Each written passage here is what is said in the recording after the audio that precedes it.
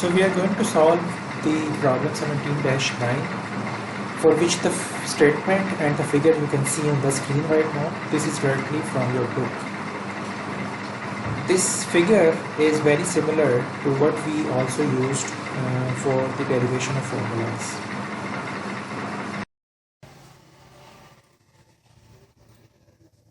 Okay, if you have seen the statement of problem 17-9, we have to find out the torque capacity of the brake as well as the required actuating force. FA is required from us. Well, we are given with several dimensions which include A is equal to 8, B is equal to 6, R is equal to 5, while E is equal to 4.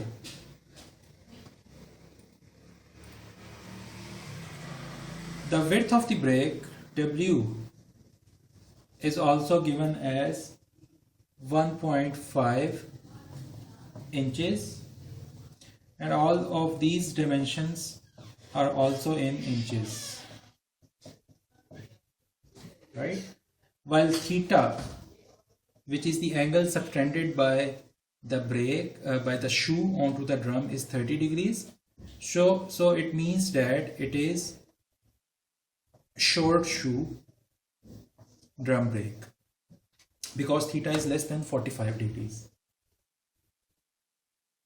We are also given with the maximum pressure rating of the material, which is 250 pound per square inch, while mu is 0.35.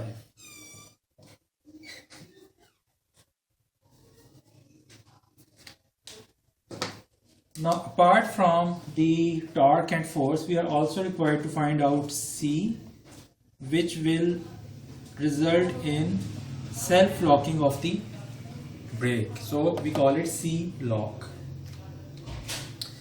So this is all we have been given. Now, if you remember the formulas that we derived earlier for the brake, drum brake, we have a formula for normal force, which is equal to Fn is equal to P max, which is the pressure, and multiplied T by R, theta, and W, where W is the width of the shoe or the drum, which actually come in contact. It is the third dimension that you see, that you cannot see in the 2D figure which is given. This is the third dimension. And then we have FA, actually actuating force formula, which is actually Fn times B minus or plus mu C over A.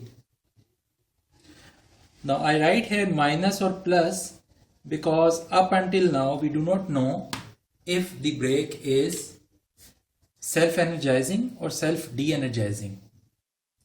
So if it is self-energizing, we will have a minus here. If it is self-de-energizing, it will be plus here. And this we have to determine in every problem.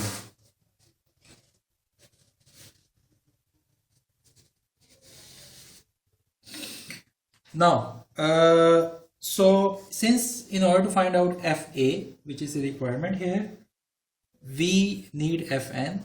So we can directly find Fn here quickly. So if I start the solution here, Fn can be found out by multiplying P max, which is 250 psi, by R. So R is 5 inch multiplied by theta. So theta we will write in radians, pi by 6, and then the thickness of the brake, which is 1.5 inches. Now if I multiply all these, so it will be 250 into 5 into 5 by 6 into 1.5.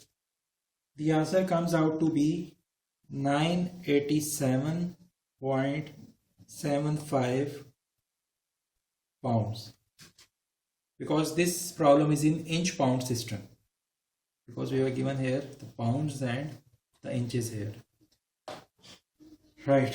So we have found out Fn. We are given with B and A as well. We are given with mu, but we do not have C. In order to find out C, we will use this relationship here. If you look at the figure, you will see that the distance C, which can be found out as R minus E. This is in the figure given. We can reason out from there. So since we have R 5 inches minus E, which is 4 inches, so the C comes out to be 1 inch, right? So in order to find out Fa, we have everything except that we do not know that do we need to have a minus here or a plus here. For this, we need to write down the moment equation. So in order to find out self-energizing or not, we should know the direction of rotation first of all. So the direction of rotation in this problem 17-9 is given as counterclockwise as shown in the figure. So drum rotates counterclockwise. So here is our drum.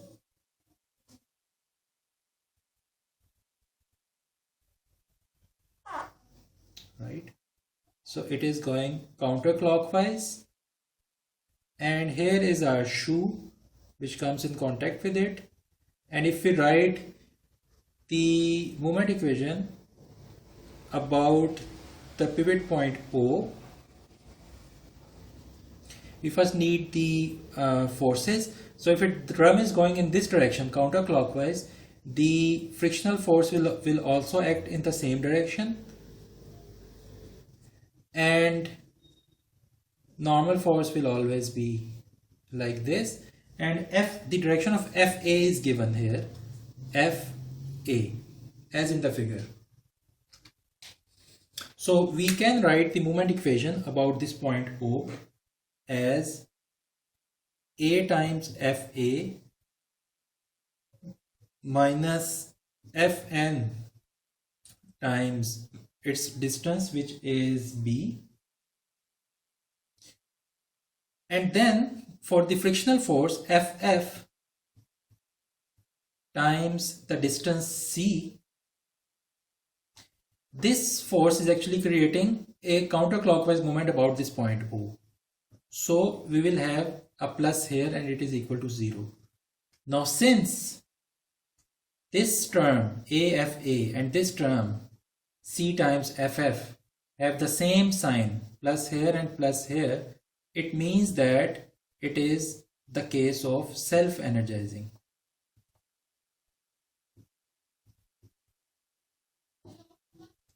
And since it is self-energizing, now we can use this formula with a minus here.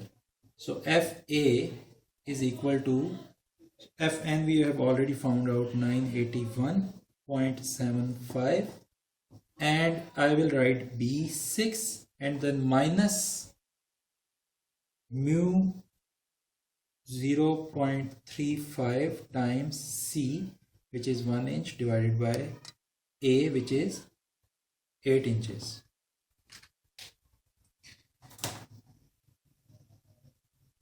Right. So this we can calculate. So 6 minus 0.35 divided by 8 and then multiplied by 981.75. So the answer comes out to be 693.36 pound. So this is our first answer.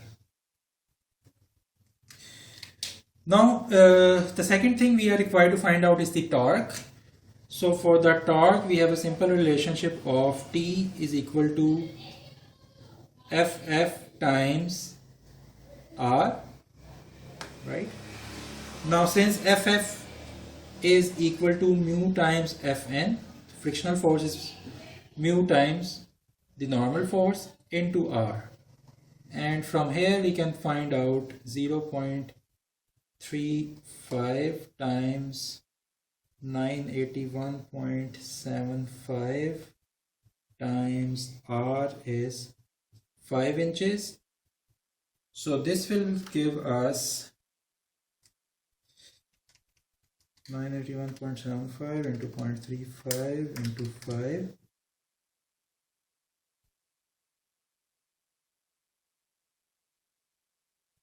One 718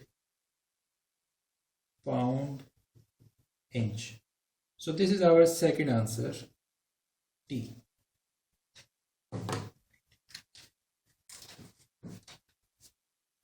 So now that we have found these two answers, the third thing that we are required to find out is C log.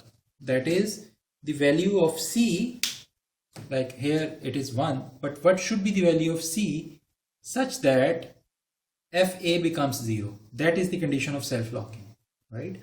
And we have already found out in our theoretical class that in order for the brake to be self-energizing, in order for the brake to have self-locking, it should be in this self-energizing condition. And we know that our brake in this direction is self-energizing. So we can find out C log, which is the value of C for self-locking. And how can we find out? We find out by putting FA is equal to 0. When we put FA is equal to 0 here, so actually all we have to do is we have to put B minus mu C is equal to 0. So I will just rub certain portion of it. So let's do it here. So the condition for self-locking is that B minus mu C is actually equal to 0, and this implies that C locking is equal to, so let me write here as well, C locking. So C lock should be equal to B divided by mu, simply. And we are given with both of these values. B is 6 inches, mu is 0.35, and the final answer comes out to be then 17.1 inches. So this is our third answer, that in order for this brake to be self-locking, C should be very large. Now if you compare this value of C, 17.1 inches, it is much greater than the radius of the drum, right? 5 inches. It is 3 times this drum radius, which naturally means that if you remember the C distance, C was the distance between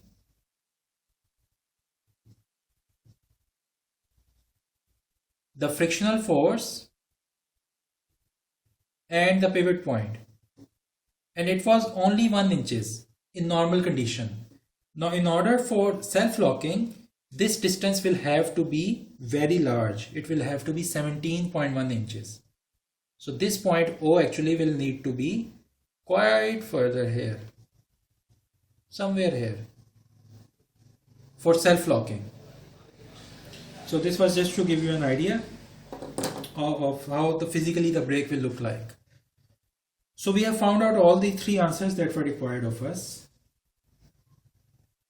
Now, similar to this problem 17-9, we have the problem 17-10, right? So for 17-10, the whole data is the same, right? Except that here the direction of rotation is reversed. So in 17-10,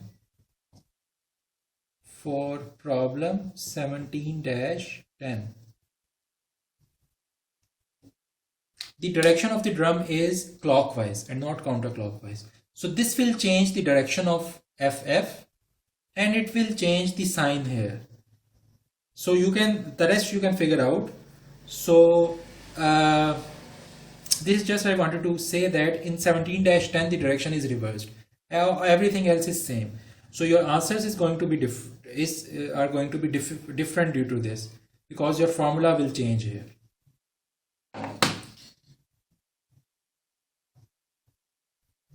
Okay, that's all. Thank you.